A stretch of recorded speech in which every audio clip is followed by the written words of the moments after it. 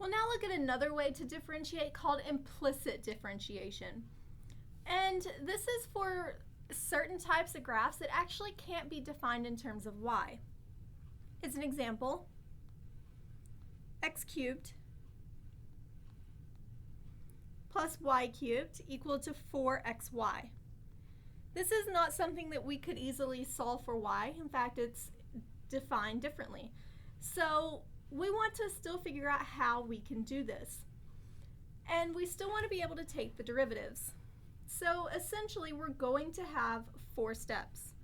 1, we're going to change y to f of x. Our second step is going to be to then take derivatives. Our third step will then be to solve for our f prime, which is what we want. And then the fourth step, we'll change all of the rest of the f of x's back to y. So now that we've outlined the 4 steps, let's try them out on this particular example. Our first step is to change y to f of x. So now I have x cubed plus f of x cubed equal to 4x f of x. Then we want to take the derivative. We would bring the exponent down and subtract 1. Same thing here, I would bring the exponent down and subtract 1, but it's important to note that we also have to multiply by the derivative of the inside, f prime. So when we have these f of x's, we do have to think of chain rule. So I took the derivative of the outside times my derivative of the inside. On the right, we have a product. So I'll have the first times derivative of the second plus the derivative of the second times the first. And now that we've done that, we need to solve for f prime of x. So I'm going to move some things around so that I have 3 f of x squared f prime of x minus 4x f prime of x is equal to 4f of x minus 3x squared. So I just got all the f primes on one side and everything else on the other. We can now factor the left so that I have f prime of x times 3f of x squared minus 4x is equal to 4f of x minus 3x squared. We can then divide. I then have f prime of x is 4f of x minus 3x squared all over 3f of x squared minus 4x. And then my very last step is to move back to y. So this is 4y minus 3x squared all over 3y squared minus 4x. So now I have my derivative. So let's try a few more examples.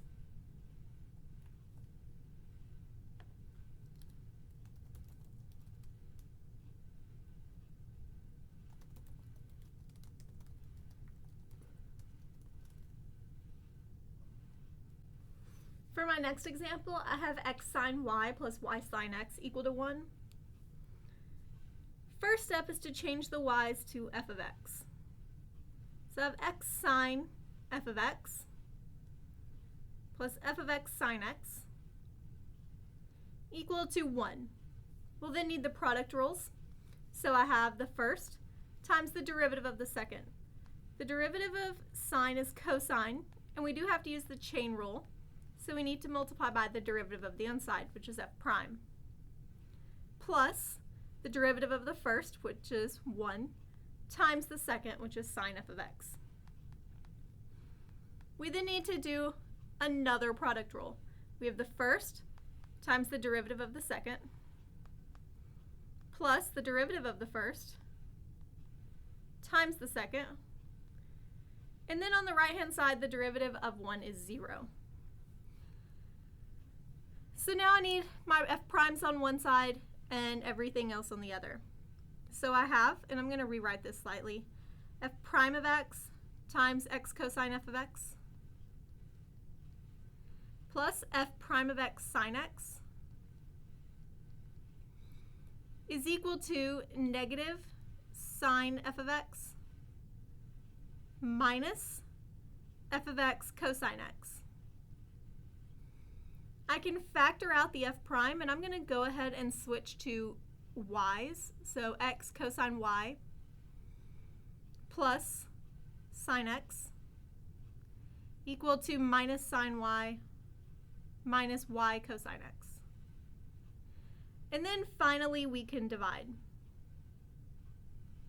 Negative sine y minus y cosine x all over x cosine y plus sine x.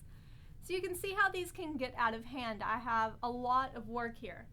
And there is kind of a shortcut that you can do once you feel comfortable with these. Essentially, the first step of moving from y to f of x can be skipped as long as you remember that you may have y primes and things like that. So I'll do an example to show you how to simplify some of this mess. I have sine x plus sine y equal to x cubed plus y cubed.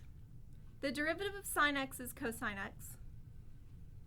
And the derivative of sine y is cosine y, but the important thing to remember is every time we have a y, we're also going to be multiplying by y prime.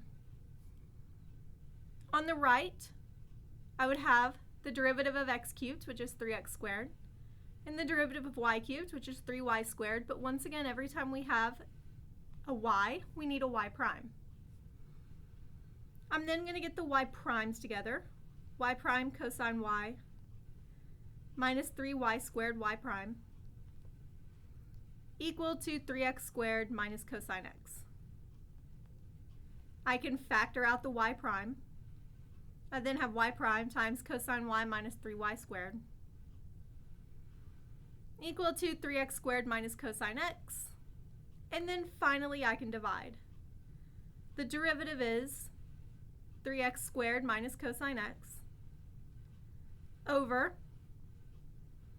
cosine y minus 3y squared.